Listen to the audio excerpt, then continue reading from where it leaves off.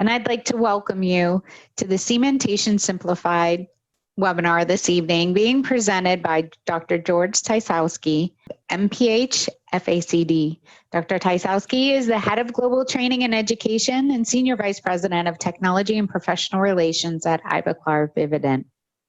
And with that, I'd like to welcome Hetal Patel, Manager of Education for Ivoclar Vivadent. She is one of the panelists this evening. And then also Kristen Alfren, Strategic Account Manager for National Dentex, DSG. Kristen, take it away. Good evening, everyone. I really want to do just a sincere thank you to our Ivoclar team for the educational collaboration and making this evening happen. I'm extremely excited about this and helping our doctors take their practice to the next level. And again, just sincerely thank the Ivoclar team. I'd like to introduce Dr. Tysowski. Dr. Tysowski will be our presenter tonight, serves as Head of Global Training and Education, Senior Vice President of Technology and Professional Relations for Ivoclar Vivadent. In his capacity, Dr. Tysowski is responsible for research and development and education activities for North American operations. His primary emphasis is the integration of new technologies into the dental field. He serves as an adjunct faculty at the SUNY at Buffalo School of Dental Medicine and Eastman Dental Center at University of Rochester. Dr. Tysowski is a fellow of the American College of Dentistry and the Greater New York Academy of Prosthodontics, which has awarded him its Achievement Award. He is an honorary member of the American College of Prosthodontics. Dr. Tysowski has served as a board member of the Academy of General Dentistry Foundation, the American Academy of Cosmetic Dentistry, the American College of Prosthodontics Foundation, and has also served as the chairman of the board for the Oral Health American Foundation. Dr. Tysowski earned a DDS degree from the University of Minnesota School of Dentistry and a Master's of Public Health from Minnesota School of Public Health. Again, I welcome you, Dr. Tysowski, and thank you for attending with us this evening and presenting to our clients. Well, thanks, Kristen. It's a real pleasure to be here. And for those participants, as Jessica mentioned, I hope you're relaxed and are having a glass of wine. I'm wait till I finish the program for the next hour here. But it's a real honor to come back. I certainly enjoyed the last session where we had the chance to interact and cover all the new exciting new materials for indirect restorations.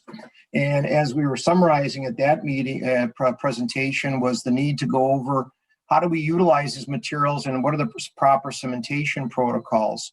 Just as confusing as it is for the selection process on the restorative materials, so is the options relative to cementation, all the way from total etch techniques to adhesive, to self-adhesive, to conventional cementation techniques. And so the program tonight is trying to provide a more simplified approach to reviewing what materials are we using for the restoration and how do we handle them accordingly with simplified cementation techniques to achieve optimum results. So that's our goal for this evening, and let's take it away. Our agenda, as I mentioned, is reviewing from the past program. Hopefully many of you attended, but we'll do a brief summary of where we were, reviewing dental ceramics with an overview, the classification of properties and where we can apply them accordingly. And then with each material, how do we classify them with what cementation protocol relative to surface treatment of the indirect restorations and the tooth substructure and the cleaning protocols associated with the appropriate cementation techniques. So let's go back for a few minutes just to review the previous program for those who didn't participate. But in review, we've covered the cadre of all the different variety of indirect restorative materials. And there are many categories of new materials. We're excited about all ceramics. Typically, they were categorized as Beauty and the Beast. We had strong, durable materials, which were the classic traditional zirconia restorations, and the more translucent aesthetic glass ceramics that could provide more aesthetic options. And typically we had to choose between the effects of optimum glass for aesthetics and the durability of strength. And with new modern technology, we're starting to bridge those areas and bring those two together with various options. So let's review again what we have as far as different material options for the different areas. When it comes to indirect restorative materials, There's a variety of different materials from composites to glass ceramics to oxide ceramics. And in the composite area, we have materials which are called hybrid ceramic resins. These are basically composite materials with a title called hybrid ceramic. The reason they are called hybrid ceramic is because they contain glass particle like quartz fillers in very high percentages. And with that high ceramic content, the ADA allows coating as a ceramic material. So materials like enamic and tetracad and other materials that are basically millable composite blocks can be used in this category. Hybrid materials are more like infiltration materials, like I mentioned, the enamic material, which is also a composite glass ceramic based material. Feldspathic porcelains, which are the typical veneering porcelains for PFMs and utilized sometimes as indirect feldspathic porcelains for veneering, which are the weakest of all the glass ceramics. Lucite reinforced materials, which are the materials such as Empress, which are still around, beautiful aesthetic materials, but not as popular as they used to be relative to their lower strength. And then the lithium disilicates, materials like the Celtra and the Emax materials, which are strong, durable materials and provide optimum aesthetic properties, have a higher nature accordingly. And then finally, one of the most durable materials in the marketplace today is the Zirconia product. So again, moving from strength to optics to high strength all ceramics. This as I mentioned, some of the brand names. Hybrid ceramic materials are composite blocks, Tetracad, Lava Ultimate, Cerasmart, the Schofel block, Luxacam from DG are some of the examples. The hybrid ceramic, which is enamic, which is an infiltrated resin into ceramic material. The feldspathic materials, whether using Vita porcelain, Ceramco, IPS Emax Ceram, or other brands. Lucite reinforced like IPS Empress, CAD, and then lithium disilicate materials, which are the Emax CAD, Celtra Duo, Straumann, GC Initial Lysi, Nice from Straumann and others. And then Zirconia, which has hundreds of different brands today. Our brand by being IPS Emax CAD, Zircad Prime, Katana, Lava, and some others, of course, in this particular category. So a lot of variety of materials. But as I mentioned before, the foundation is in the selection process is that we're selecting for translucency. We would choose a weaker material that would have more translucent properties and the durability of strength with a much more highly filled material accordingly.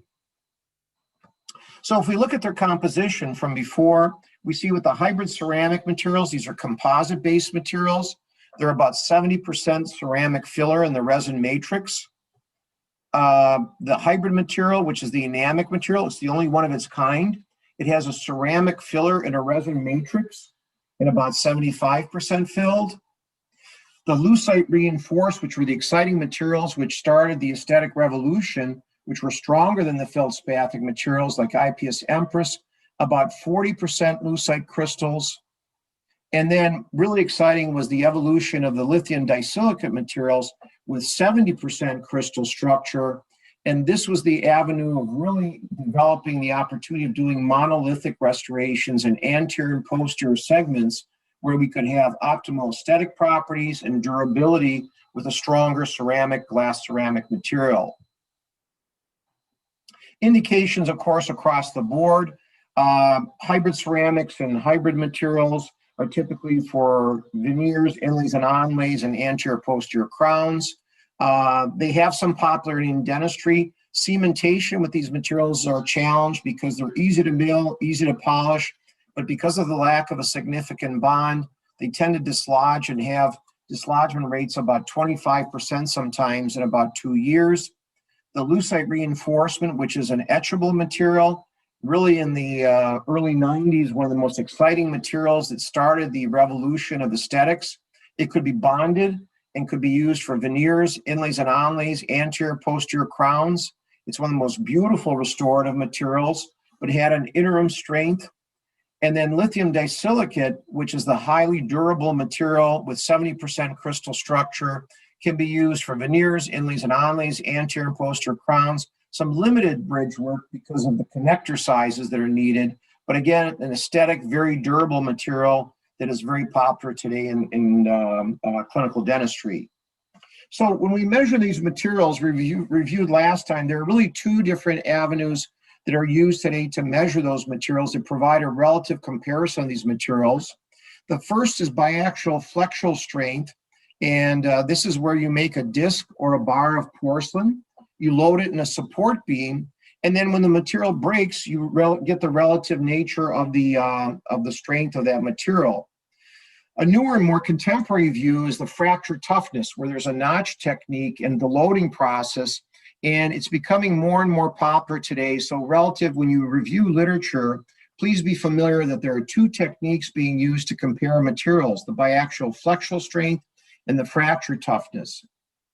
And when we look at a comparative value of what this means, obviously the stronger the material, the more durable. We see that, if you can see my arrows, some of the composite-based materials here range from 262 to 179 or 180. So basically that is the force that is required to break the restoration. We are excited, so we have here hybrid ceramic resins. We have the hybrid, and here we have the lucite reinforced materials. And the excitement about lucite reinforced was the fact is that it's double the strength of traditional feldspathic porcelain, and when bonded in place using adhesive techniques, it could provide a relatively durable restoration. But with the success that we've had with lithium disilicate materials, because of their loading from 40%, typical feldspathic porcelain could be loaded to about 20% crystals. The lucite reinforced at 40% crystals, and the lithium disilicate like Emax at 40% crystal structure. So you can see the relative values where, again, middle 500s of flexural strength provides a very strong and durable restoration. This is on biaxial flexural strength. When we look at the newer contemporary material relative to fracture toughness, the same thing that can be seen, we see resins at about 1.7, 1.3, the hybrid material enamic about 1.63, a 40% lucite reinforced material like Empress at about 1.28, but as we increase the filler, the crystals in the material, we increase up to about 2.7 of Emax, so almost a doubling or a whole point difference relative to fracture toughness of that material, again enhancing the benefit of the durability of the lithium disilicate types of materials. So let's take a look at what effect this has on the restoration. So here we're looking at a weak ceramic of feldspathic porcelain with a weak cement. 614 newtons is the loading factor. Weak ceramic feldspathic with an adhesive technique of bonding, doubling the strength. Strong ceramic Emax with a weak cement at about 2,000. And then we have a strong ceramic, strong cement.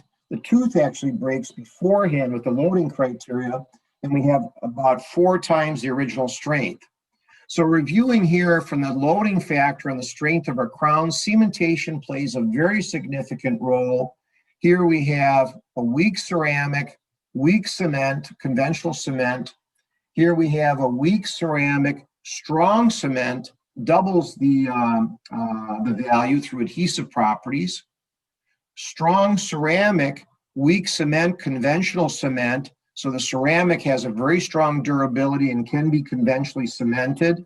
And then for the optimum properties, where you're 4 times the original value here, strong ceramic, bonded strong cement. And again, you can see from 600 to 1,200 to 2,000 to 2,700. So depending on the ceramic that you choose and depending on the cementation criteria, obviously you get stronger values with these types of elements.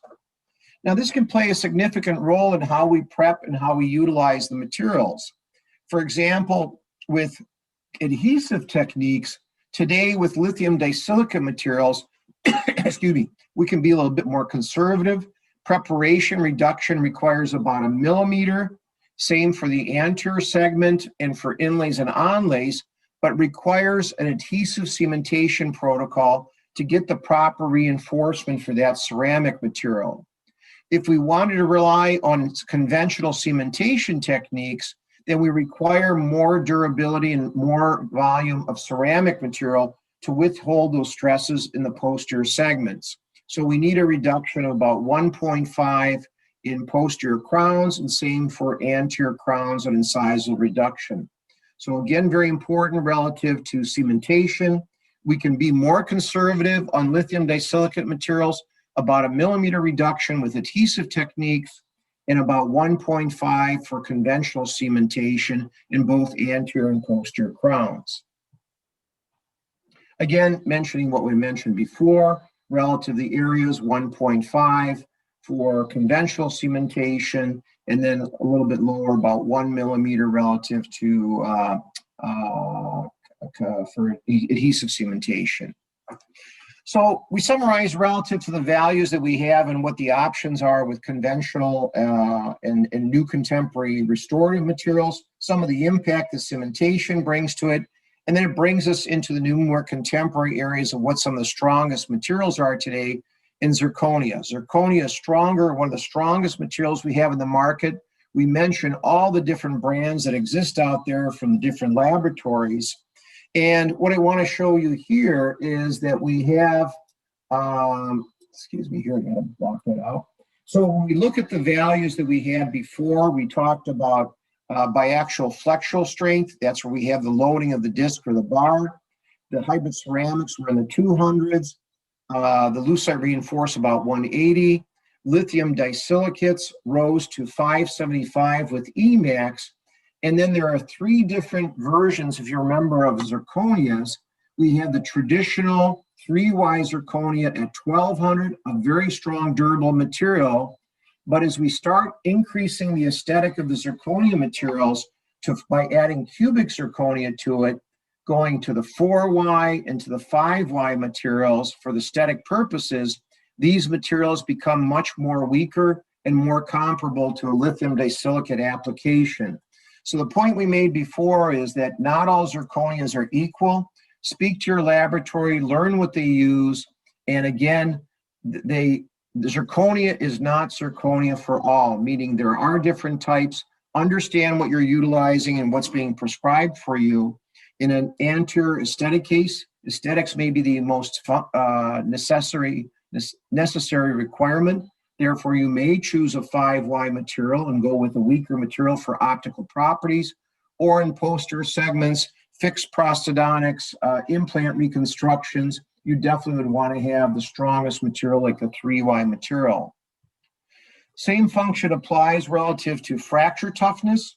So as you can see here, we mentioned all the different fracture toughnesses for the composite materials, the hybrid material, the lithium lucite reinforced, lithium disilicate like Emax at 275, the 3Y almost double that. So a very, very strong durable material at 5. And then as you increase the cubic zirconia in the content, going to 4Y and 3Y zirconias, 5Y zirconia, excuse me, you drop down to very similar natures of strength. So basically, you would want to use some adhesive properties with the 5Ys, depending on the preparation and the indication accordingly.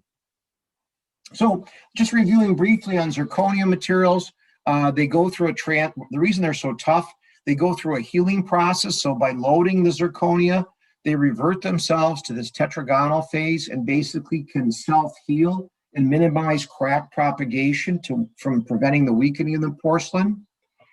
We try to stabilize it in this tetragonal phase. So again, as we increase more cubic zirconia into the 4Y and 5Y materials, we start to weaken the material. So we try to optimize it and keep it in the stabilized zone to minimize any crack propagation of the material. And so these are the 3 different commercial categories that I mentioned before. 3Y, the most stable, at about 100% tetragonal phase, and it's the strongest of the materials.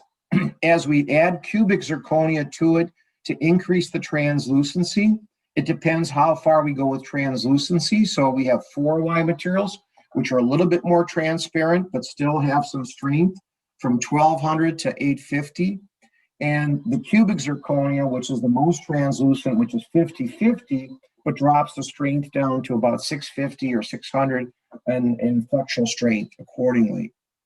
So you can see here again the difference that I mentioned from 1200 to 850 to 650, depending which zirconia you're choosing, and also for the fracture toughness of the various categories. So looking at the profile of materials, we're making a restorative choice. We have the lithium disilicate materials at about 500 and about 2.7 was the fracture toughness, all the way up to the 3Y materials at about 1205 for the fracture toughness. So you can see the correlation. And then as we expand the materials accordingly, moving through, if we use 5Y zirconia, it's maybe a little bit stronger relative to biaxial strength, but very similar fracture toughness. And then as we increase and utilize some of the 4Y materials, again, increasing the strength and maybe going in between here at about 3.5 on the fracture toughness. So that shows the balance of the materials that we use in the judgment of the different materials.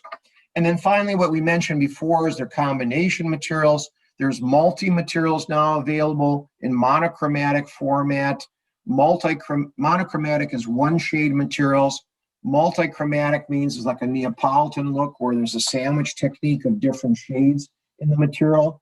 Our Zircad Prime we covered last time is one of the most exciting materials coming out now, which is multi-layered combi. And it is a combination where we start with a 3Y and then we finish off for aesthetics with a 5Y material on top of it. And so you can see some of the different layers from multichromatic, which is one material just with different shading, to the combi materials like our Zircad Prime, where we have 3Y base for straight and 5Y on the veneering part of it.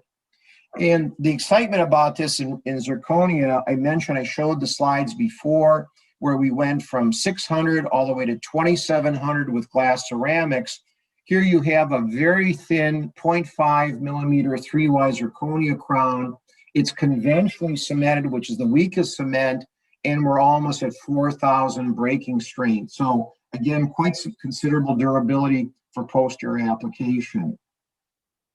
And this just shows the different load to failure of the different materials. So if you loaded the crowns, here we have the lucite reinforced Empress, we have Emax, we have some 5Y zirconias here. So you see 5Ys are very similar in strength to the lithium disilicates. Here's another 5Y material. This is a 4Y material, our Zircad MT multi, very popular. This is the new combi multichromatic material that I mentioned to you, which is based at a 3Y with a veneered 5Y in the block. And that comes in about this level here. And then the most purest of the pure 3Y, this is our Zircad LT, which obviously provides the highest strength and durability. So again, depending on aesthetics and durability is what you're choosing relative for a indirect restorative material of choice. And as I mentioned before, prep design is very critical for us. So if we have conventional zirconia like 3Y, we can go down to about 0.4 in the anterior for prep reduction, 0.6. These are the minimum requirements relative to prep design in the posterior. If we have weaker materials like 4Y materials or 5Y materials, we have to be at about a millimeter or 0.8. So we can't reduce as much as we can with the 3Y materials accordingly. And here you can see again with the, depending if we're bonding the materials or not, but again, millimeter reduction posterior, 0.8 with some of the combination types of materials accordingly.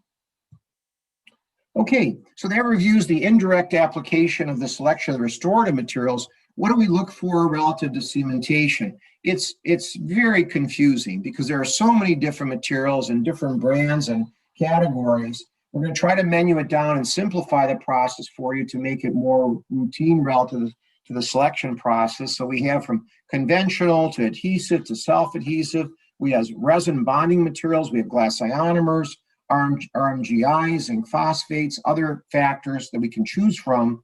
And we'll try to simplify that process accordingly. So when we move forward to try to review the cementation protocol, let's remember the sandwich technique of what we're trying to address. This, of course, would be a cemented or a bonded crown that we're trying to achieve. And there's priming elements that we have to consider on the different interface. I call it interface dynamics.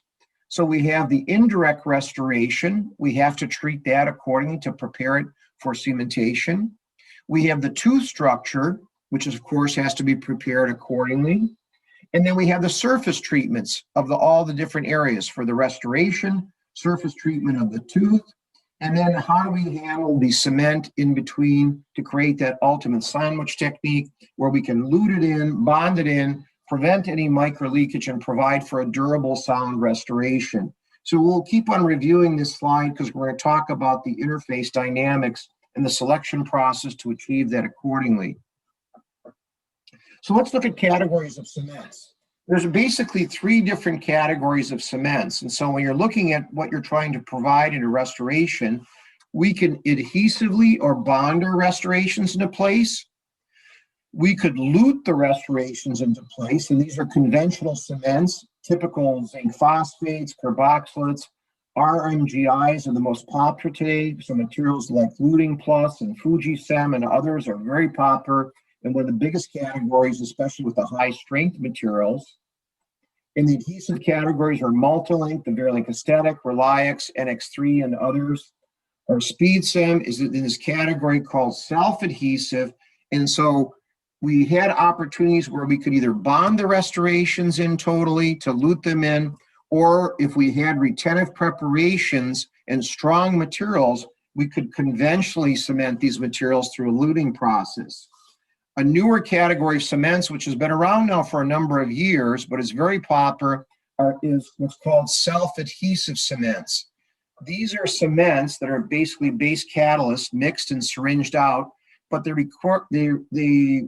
have a chemistry in them of primers, so they can actually bond to somewhat to the tooth structure and to the restoration without adding all the primer effects that we need in adhesive cementation. So we'll go in more depth with that. It's an interim adhesive cement that provides medium values compared to the total adhesive component of adhesive cements. The reason we have all these materials is basically, again, we choose them from complexity factor. The adhesive cements are more complicated. We have to do priming and different factors to achieve the total adhesion. Self-adhesive cements are easier, and of course, the most easiest are the conventional cements because you mix them up, you lute them, you seat them in the crown, you seat the crown, carve off the excess, and you're completely finished. And then what happens relative to the retention factor is that in conventional cements, we have a much more critical nature and much more imperative is to have a proper preparation. A retentive preparation is very essential to have the success factor of holding that crown in place. With adhesive factors, certainly preparation always plays a critical role, but if we have less angle retention, shorter prep, other factors, we can rely on the prep design and also on the bonding process to hold that crown in place. So it's less critical from that factor. Bond strength is really critical as well. So the thing is, with the adhesive cements, we have the highest bonding category. With the self-adhesive, we have interim bonding capabilities. And then with conventional cements, we typically have low values of cementation, of bond retention. And with mechanical properties, we have the highest strength through adhesive and the lowest strength through conventional cementation. So when we look to cement or what type of cement to use, some of the critical factors we want to look at. What type of restoration are we trying to place and where? For example, for veneers or inlays and onlays, we would typically use adhesive cementation, or maybe on an inlay onlay, maybe a self-adhesive, depending on the preparation design. Full crowns, if we have a solid zirconia restoration, a monolithic zirconia, or an Emax lithium disilicate, good preparation design, we could consider conventional or self-adhesive cements as well as adhesive. We want to look at what type of restorative material we're using. So are we using a weak material or a glass ceramic or a high-strength oxide ceramic or metal relative to the cementation process? And then also, what is the condition of the preparation? What's the angulation of our preparations? And what's the ability for isolation to provide these types of restorations with the proper restorative material and function? So as we move into our categories of different cements, we're going to pause here for a second and just talk about the polymerization effect, which is typically used in these light polymerizable cements. We could have translucency all the way from no translucency of metal to zirconium oxide, which has some moderate or low translucency capability, to highly translucent materials like the HOs, like lithium disilicate, which have the highest translucency possibilities. Does the material influence the light? Of course it does. Depending on the opacity level, we've taken measurements to try to look at the different lights. If we have a translucent veneer, for example, the light transmission is much better. If we have an opaque zirconia posterior restoration, the penetration of light will be much lower. And therefore, when we look at these different thresholds, it's very important to look at what our strength is of the polymerization light that we use, and then how thick the restoration is relative to the polymerization. So if you're using a light cure cement, typically you do not want to go over 1 millimeter of restoration to make sure that we have the proper polymerization of that material. Anything over 1 millimeter requires a dual cure resin cement, so we can lock the cement in place through tacking it in, but allowing on the dual cure element to polymerize deep in the base of that restoration.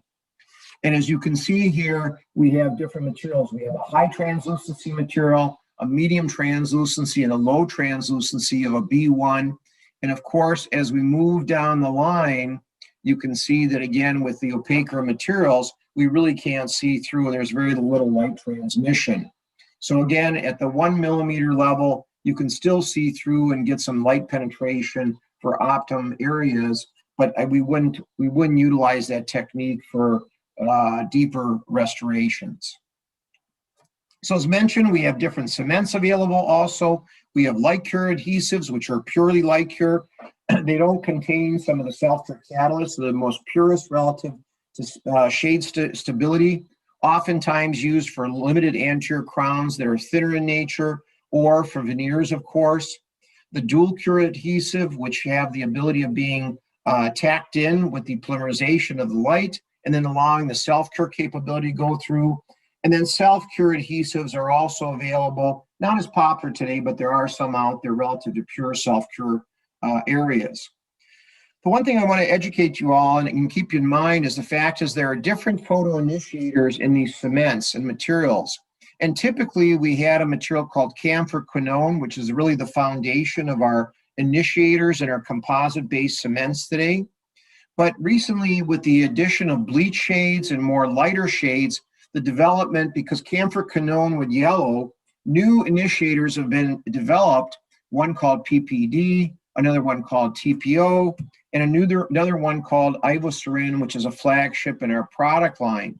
And these initiators have different wavelengths of initiation compared to traditional camphor quinone.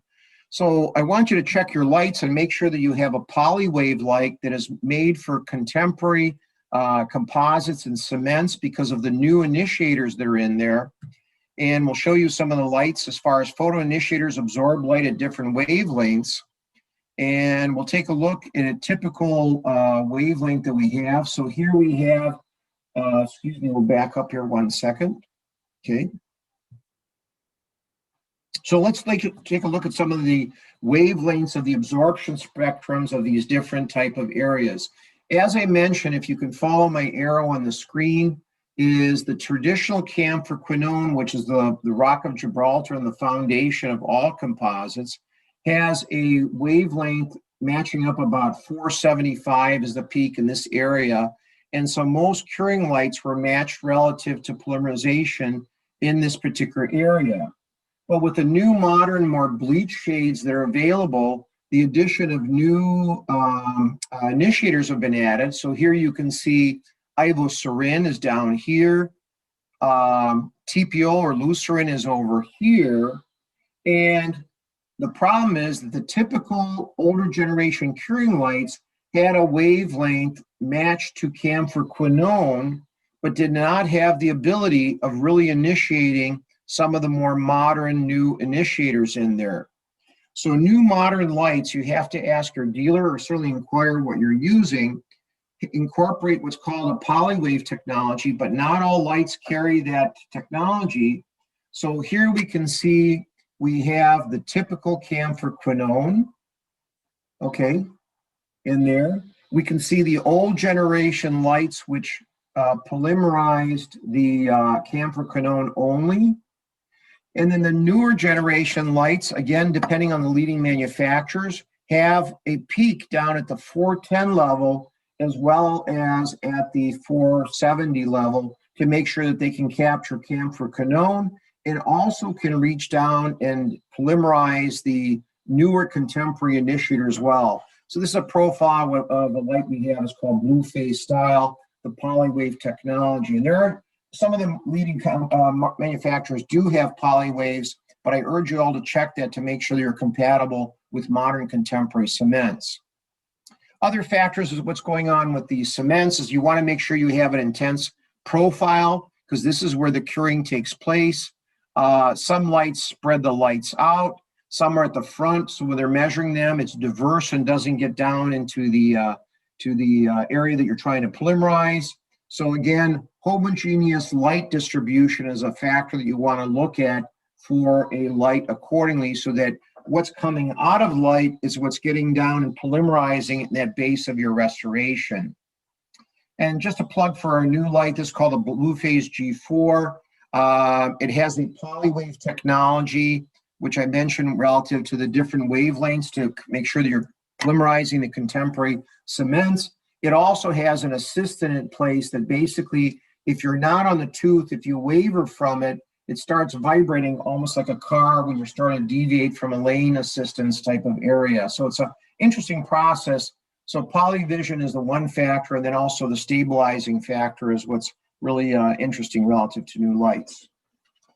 So let's go further and take a look at our cementation criteria and how we're going to provide the simplification for the cementation criteria for these different materials. We covered the different aspect of the polymerization, the reinforcement level. So just briefly, we'll cover that one more time.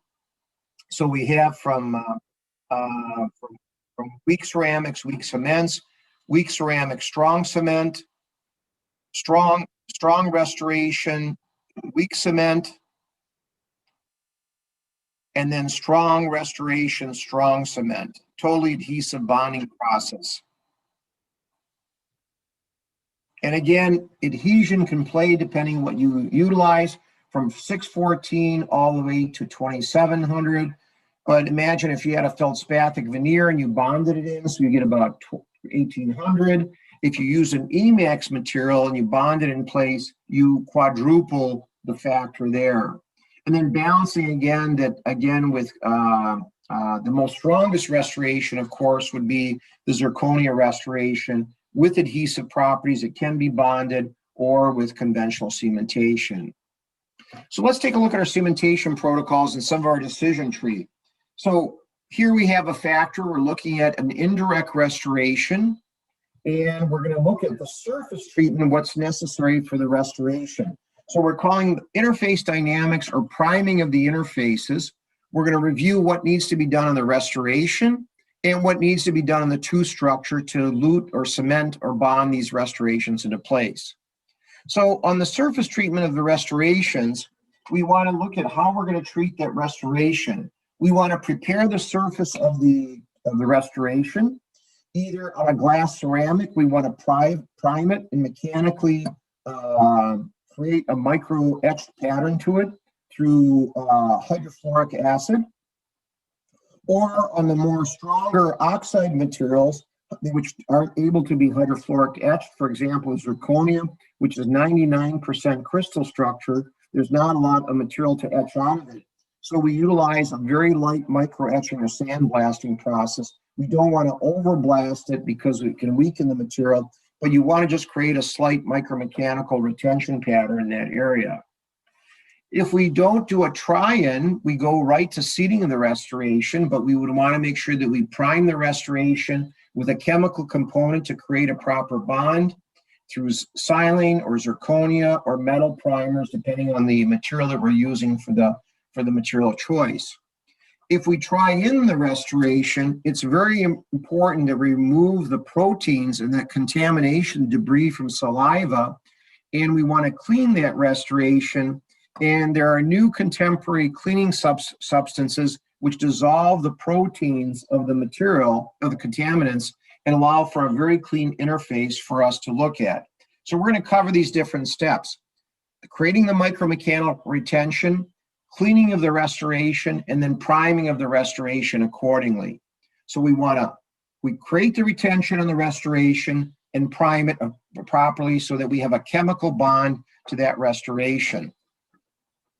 So typically with glass ceramics, the laboratory can hydrofluorically etch the restoration, or you can certainly do that chair side. And then what we want to do is create a priming factor. So here we create a micromechanical retention through the plucking out of the glass and leaving the ceramic crystals in place. And then we silinate that. We provide a chemical primer on the surface, which is a chemical which bonds to the glass and also has a corresponding bond to the composite resin, which will go on top of it. So it's a linking agent to provide the ability to bond to that substrate accordingly. So again, some of the principles we have, for example, in our line, we have for Empress. Empress only requires 60 seconds of etching with 5% hydrofluoric. Again, depending on your hydrofluoric, you have to adjust the times. Ours is 5%. There are some 9%. So check it with your manufacturer that you're using the right etching gel and what the time factor is. And then an Emax, which has more crystals, less ability to leach out accordingly, so only 20 seconds of etching time. And then we want to coat it, we want to silinate it, but today there are many universal primers. Ours is called Monobond Plus, and you paint it on for 60 seconds, air dry it, and then move on for cementation accordingly. So etching and priming is very important for glass ceramic materials. We want to be careful not to over-etch the material, which can cause a breakdown of the material. So please follow the instructions for use. Don't just paint it on and walk it away. And then we create these minimally frosty types of appearance on glass ceramics. Now, some people have a problem with hydrofluoric acid. It is a very aggressive type of material. Typically, it's done in the laboratory. There are chair-side hydrofluoric acids available, but you want to be very careful, again, because of the caustic nature of the material. And so with that in mind, ourselves and a few others have introduced, especially for chair-side priming, a combination material called Monobond Etch and Prime. So it's a combination etching agent and a silane priming agent for the glass ceramic materials. It simplifies the process because you can try in the restoration, make any adjustments, and then very simply and safely etch and prime the restoration accordingly. It contains chemistry, which has different functions. So it has the ability to etch the ceramic and also the silicate ceramic primer relative to bond to the composite luting agent on top of it. So here we can see on a lithium disilicate, this is the retention pattern from a typical hydrofluorically etched pattern that would come from the laboratory, or if you did a chair side. If it was untreated, the material really is not capable of good bonding, even with silinization, because we can't get the proper retention and bonding in place. And then an intermediate function is with the Monobond Etch and Prime. You can see it's not quite as aggressive as an HF, but with the Emax, it certainly provides a micromechanical retention pattern, and through our strength evaluations, provides a very adequate retentive bond accordingly. Here we can see as far as in the different strength factors, this is a block which is just milled. Here it is polished relative to strength. If we micro etch it, it's not as strong. If we use hydrofluoric etchant, it provides a very comparable bond, a good satisfactory bond. And if we use Monobond Etch and Prime, they're very comparable. So we feel very comfortable with the flexural strength relative to the lithium disilicate support when we use this new component of the Etch and Prime system. And again, looking at some of the comparative data at 24 hours after thermocycling, the Etch and Prime holds the bond very comparatively to a traditional etching pattern with hydrofluoric acid. Some of the techniques involved with the etch and prime system then is basically you apply the monobond etch and prime on the adhesive surface using a micro brush. You agitate it on the surface for about 20 seconds. You allow it to react for another second, so you agitate it for 20, let it sit for 40, so a total of a minute.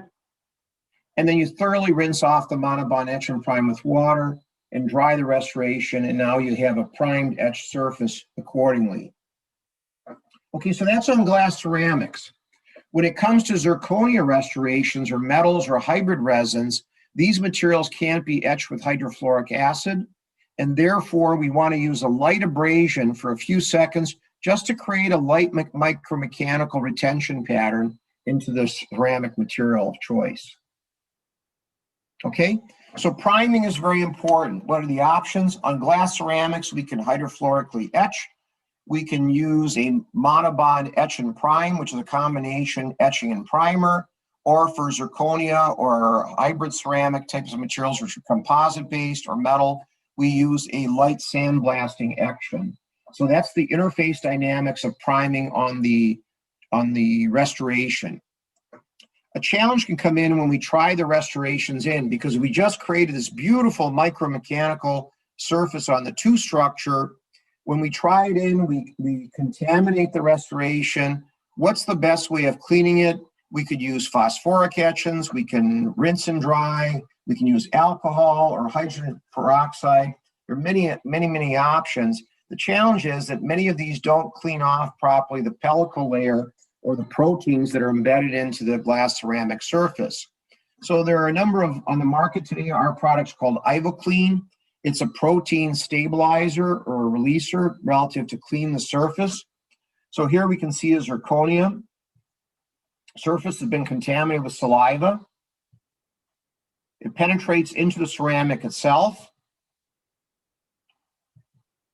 We can try rinsing it off. We can blast off some of it, but it still remains on the surface.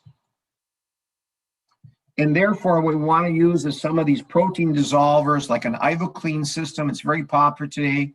It basically reduces the metal oxide particles and reduces the higher affinity for the proteins and can completely clean off the surface. It lifts it up, dissolves the proteins accordingly, and then can leave, with the rinsing, leaves a very clean surface for bonding properties. So a very, very good cleansing agent was called IvoClean. And you can see here, basically, we have the lithium disilicates. Here we have a pure lithium disilicate with the bond to a pure lithium disilicate. Here we have it after water, after contamination. And again, with cleaning with the IvoClean, we bring back that surface up to the traditional level. Glass ceramics can be cleaned with phosphoric acid, so very similar comparisons. On the other hand, with zirconia oxide does not tolerate a phosphoric acid cleansing basis. So it's very highly recommended to use these protein dissolvers like IvoClean to get the cleanest surface possible, which brings it very close back to the control strengths that we had in the first process. Okay, so we've primed our restoration, we tried it in, we've contaminated it, we cleaned it with an IvoClean type of process, allowing for a very pure, clean surface. And then we want to prime it with a material primer. Typically in glass ceramics, the most important one is the silane. On the other hand, there are components called MDP and others. There's zirconia primers, metal primers, and other methacrylates in the combination materials. So this universal primer can be used on all different interfaces to create the appropriate bond. So here we apply the Monobond Plus. We paint it onto the surface, allow it to react for 60 seconds, air dry it, and then can proceed with cementation. So on the surface treatment of the hybrid ceramics, we had sandblasted it, we cleaned it, we applied the universal bonding agent, and then we can go ahead as far as in cementation. So same thing on metals, we would sandblast it, we would prime it, and then we would move on to cementation as well. Okay, so surface treatment and restoration is a very important process, and we'll come back and cover that again. So we want to prime the restoration through hydrofluoric acid or monobond etch and prime process, sandblasting zirconia on the tougher materials or metals. And then we want to clean it after try-in with a protein dissolver like IvoClean. And then we want to put a chemical primer on there like the Monobond Plus to create that chemical bond between the restoration and the cement. On the tooth side, let's switch our interest now to the tooth. We want to, again, through interface dynamics, treat the tooth accordingly. So we're looking at the different preparation designs and how it looks. We have 3 different elements of how we could cement this in. We could use adhesive techniques with self-etch, selective etch, or etch and rinse priming. On the self-adhesive cements, we don't need to do any surface treatment because the element of priming would be built into the cement. And then in conventional cements, of course, we don't use any surface treatment as well. So if we want total bonding, we want to use either some sort of a etching process to create the best bond possible accordingly. We'll cover all 3 different techniques: adhesive, self-adhesive, and conventional cements. So again, we want to create the most optimum dent adhesion. We're going to look at adhesive cements first, where we want to hybridize and penetrate in the tubules and create that impenetrable bond. There are a number of different systems that we've used for etching in the past, all the way from the 3rd, 4th generation, which are etchers, primers, adhesive. Today, one of the most popular techniques, of course, is the universal systems, which are available, which can etch, prime, and provide the adhesive on the tooth structure accordingly. Again, some of the brands, ours is Adhese Universal. Other brands, of course, like 3M and Bisco and others have total universal bonds as well. But you can see the growth and the different market shares relative to the tide that's moving into universal bonding agents for these applications. The benefit of the universal bonding agents, like Adhese Universal, it can be self-adhesively applied. It can be selective etchant applied. So basically where we take an enamel surface, we rim it with phosphoric acid, we rinse and dry the acid off, and then we scrub the entire area with the universal bonding agent. Or we can use a traditional technique where we use the total etch, rinse and dry technique with phosphoric acid on the enamel first, then on the dentin, rinsed off, and then scrubbed totally with the universal adhesive. These all provide very relative bonds. The benefits of the new self-etch techniques is that they're much more forgiving relative to post-op sensitivity. We do not see as much post-op sensitivity with self-etching techniques and the universal adhesives. And the other thing with the universal adhesives are that they're relatively forgiving. And so depending on moist, dry, or desiccated areas, we really don't want to have wet. We don't want to have desiccated. But the issue is the tolerance level of the boundary between moist and dry is much more forgiving and user-friendly relative to clinicians with a material like Adhese Universal. The other factor we want to look at is that basically when we apply the adhesive onto the tooth structure, so we scrub it on, it needs to be light cured. We don't typically have dual cure types of materials, but you can see here it's very important that we light cure these materials in place to get the optimum bonding with those areas. And then finally, just showing you again with the adhesive techniques, we do get very strong bonds if used appropriately, and we'll go through the technique here in a second. But here we have bond strengths relative to self-cure and dual cure basis. So we have light cure and self-cure. So again, very similar bonds on Adhese Universal with Virulent Aesthetic DC. And again, with the different materials that we have according. So these are the Zirconia rods. We get very strong bonds with Zirconia. We get better bonds with EMAX, but you can get adhesion values with Zirconia compared to lithium disilicate, which is the optimum in that particular area. Okay, so let's look at the techniques that we use for these areas. We're talking about surface treatment of the tooth. And let's review what we're going to be doing here. For the priming of the surfaces, we had For hybrid ceramics, we had sandblasting.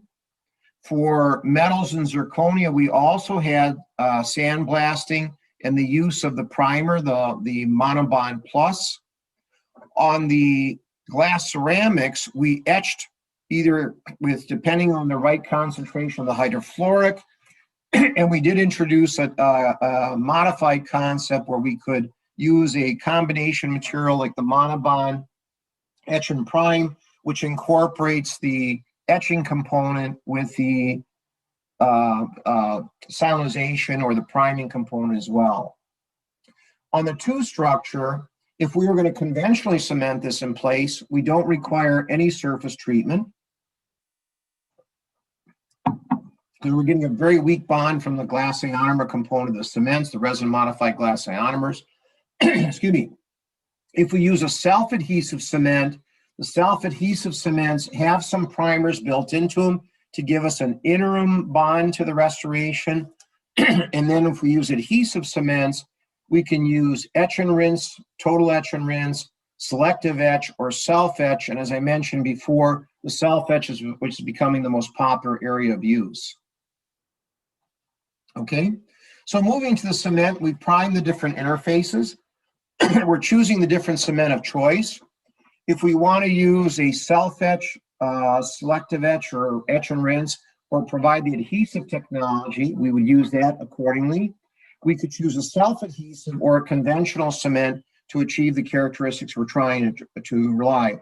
Typically, we use adhesive cements for very low retentive preparations and for the highest aesthetic cases, especially veneers or partial crowns, to achieve the optimum bond of those particular areas. Self-adhesive cements are used for intermediate choices or convenience. We may have a good preparation, and bottom line is we want some adhesion to it. Maybe we're using a weaker glass ceramic and we want to have a better retention to it. So we would use a self-adhesive cement, very popular and much more user-friendly because we don't have to prime the tooth or the ceramic. And then conventional cements are popular, especially with the high strength materials, because basically by base catalyst mixing and having a retentive preparation, we can just seed it and carve off the excess and finish off the restoration. So I'm going over here for a few minutes, but bear with me here. I've just got a couple more categories I want to cover and make sure I clarify all this. On the adhesive technology, we basically take a preparation. We would want to try it in to verify the aesthetics. After trying in, of course, we would want to clean it with the IvoClean to remove any proteins. On the ceramic, we would basically apply the etching gel. So here we're using a hydrofluoric acid. We would allow it to react for the appropriate time, like an Emax restoration. We would let it set for 20 seconds, rinse and dry it accordingly, and then put on our, especially for the silane component, but our universal primer, the Monobond Plus, which creates the chemical reaction to the restoration and provides a bonding to the cement that will come on afterwards. We let it sit for 60 seconds. We dry it off with air, and that is now ready for cementation. On the tooth side, we would scrub the tooth with the self-etching Adhese Universal, which is the universal bonding agent. So we scrub that for 20 seconds. We dry that off. Basically, we thin it out with air. We light cure that for 10 seconds. So as I mentioned before, we want to pre-cure these so we lock in the optimum bond and seal in the dentin. We place the crown with the cement. So once we've loaded the dual cure resin cement, we seat it. We pre-cure it for 2 seconds from each side so we can carve off the excess. So it's basically a wave technique or a tacking technique. And then we go in for a final cure, 10 to 20 seconds from all dimensions to make sure that we've locked it in place accordingly. And then we can polish and finish and complete that final crown. So that's the ultimate way as far as of total adhesive cementation. And that provides the highest strength, most durable crown, especially popular for partial crowns, anterior crowns of thinner duration, and for veneers, of course. Self-adhesive cements can also be used. They don't require the surface treatment. They don't give as much or highest strength as far as a bond as adhesive cementation. If I categorized, the adhesive cements probably give us about 30 megapascals of strength. The self-adhesive range from 10 to 15, depending on which chemistry you're using, but do not require surface treatments. So these materials, they have different components in it. They contain an MDP, which also reacts with the zirconia material, and also that contains bonding capacities to bonding with the dent and enamel, as well as the indirect restorative material.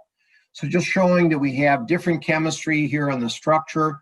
Basically, the technology is there, so we have primers for the 2 structure, for the hydroxyapatite, and then we have components that can react with the zirconia and the other subfactors as well. So just showing again the bond strengths relative to 24 hours, 12.5, 15 dimensional with speed sem, and again with some of the different components and different interfaces. So can provide a good bonding factor for that area. They're also very highly radiopaque, so they work well on implant cementation, because you can especially see if you have any excess for easier cleanup with these areas compared to some of the other cements where you can't pick them up. Okay, so on an indirect restoration using self-adhesive cements, we're using speed sem in this case. We try it in, we clean the restoration with the IvoClean. We basically dispense the speed sem right into the zirconia bridge, seat it down, and then can go through our wave or tacking system to polymerize the system in place, carve off the excess, and then can go back either for full cementation or wait the 4.5 minutes for this full self-cure component to take place. Roughly about whole process is under 4 minutes accordingly. We can take a look at the self-adhesive cement here. This is with a Emax crown. So here we have is the priming. We basically are priming the restoration. And then, oh, sorry about that. We've etched the restoration with hydrofluoric acid. We've rinsed it out, cleaned it out, and then here we go as far as going ahead and placing the cement for the final category. So we load the cement, seat the cement, tack the cement, and carve off accordingly to make sure we have a nice clean interface for our final crowns. And the final category of cements are conventional cements. This depends on the retention factor of the preparation. So as I mentioned in my first slides, adhesive cements are more forgiving for less retentive preparations, provide the highest bonding, and we can utilize the adhesive properties to retain the restoration. On conventional cements, they're the simplest of all, because basically we're using them as a luting agent to cement the restoration, but we need a retentive preparation and then can basically lute the restoration with no primers on the restoration or on the 2 structure. So here we're just launching a new cement. It's a resin modified glass ionomer, or Zircad Sem. There's other brands, Fuji Sem and the 3M luting cement, which are popular as well.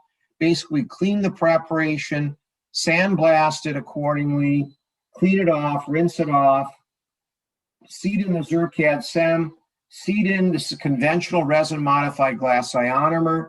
It has a polymerization system to it. From light, we tack it on 5 to 10 seconds, basically peel off the excess and then let it set in place for the full polymerization. And then we can polish it down and we have a conventionally cemented restoration.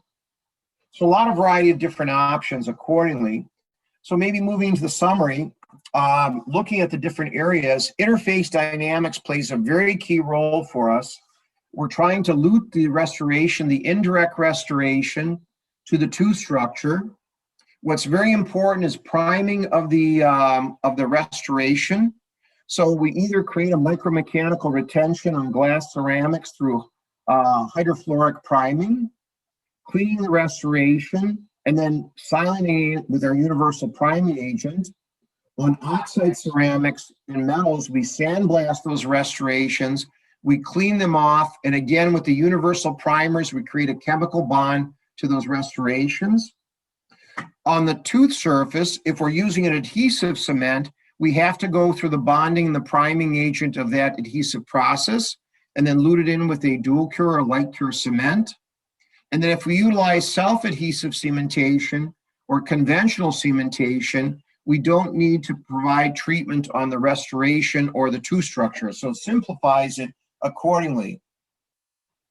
So I'm going to wrap up here. I went a few minutes over, but the point being is that depending on the ceramic of choice, depending on your clinical outcome of translucency or strength, we can provide the optimum through bonding process or through the ease of use of conventional or self-adhesive process to properly provide that restoration.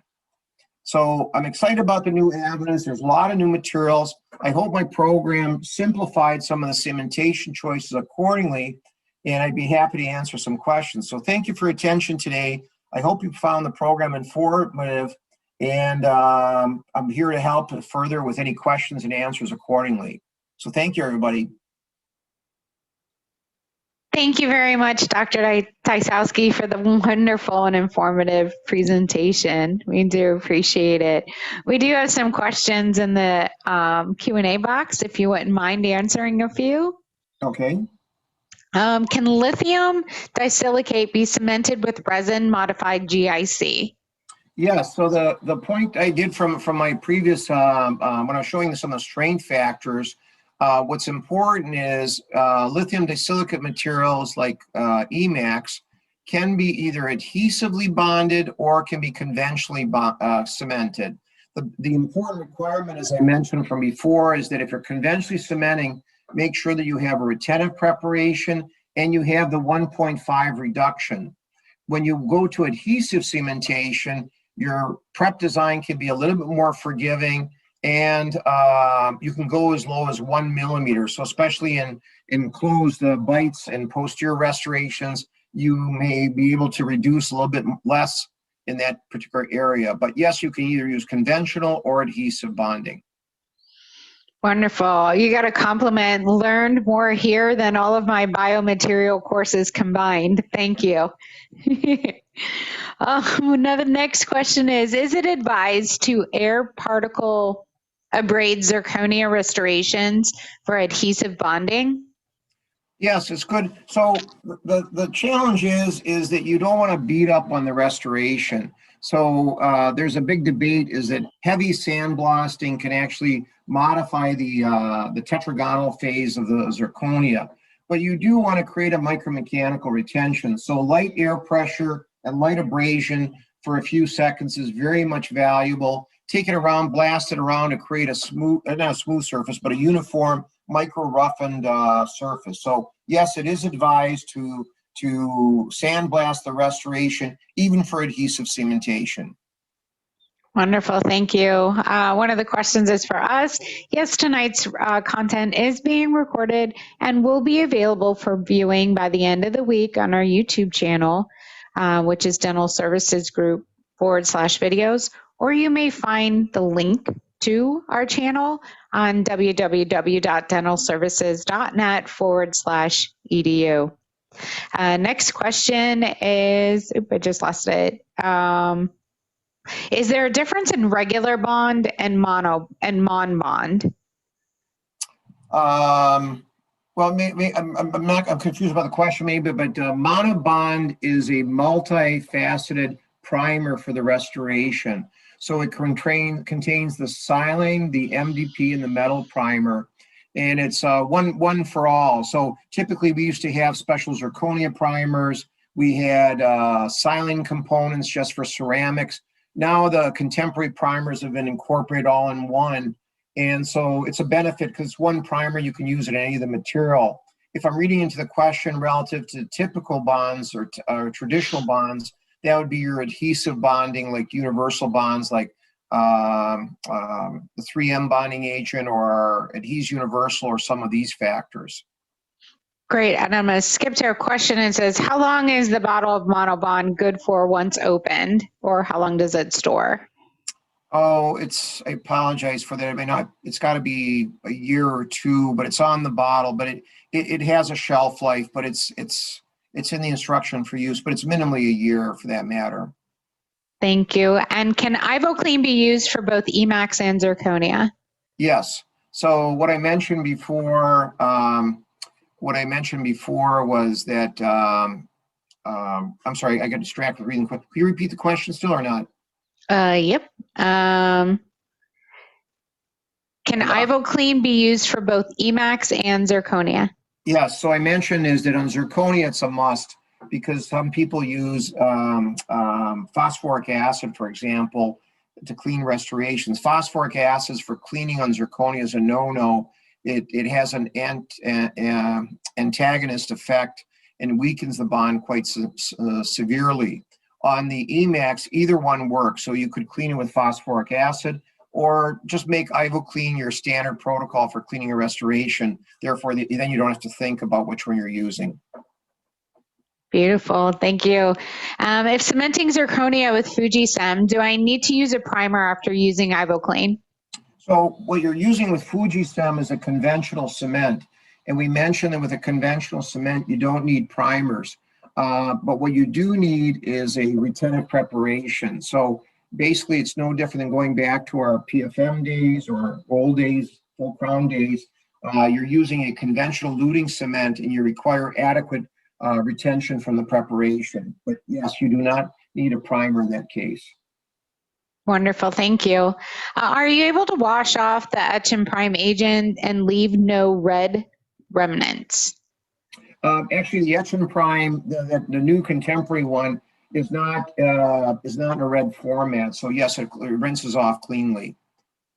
Thank you. And is it possible to use GIC for Zirconia cementation? Yeah, so GIC, glass ionomer cements, no different than resin modified glass ionomer cements. It's a very popular application, especially on Zirconia. But we go back to the lowest, weakest type of cement, which is conventional cementation. Therefore, the requirement is that we have a retentive preparation to hold the restoration in place. Thank you. And are we able to use Clearfill SE2 bond instead of monobond?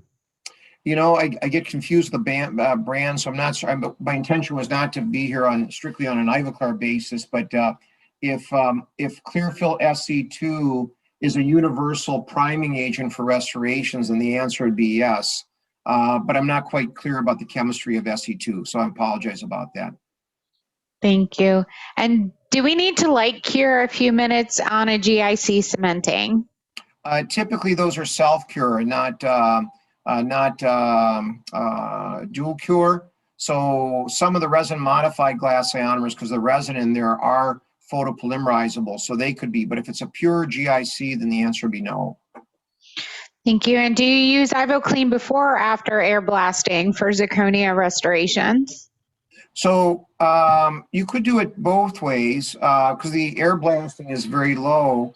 Although it's a cleansing agent, you could either try it. The point is, you want to do it after try-in. So it's really your choice. You could blast it before and then try it in, use the IvoClean, or try in the restoration, use IvoClean or blast it off. Those would basically enhance themselves. It's really an operator choice. Thank you. And which cement material do you recommend for Zirconia crown and titanium implant abutment?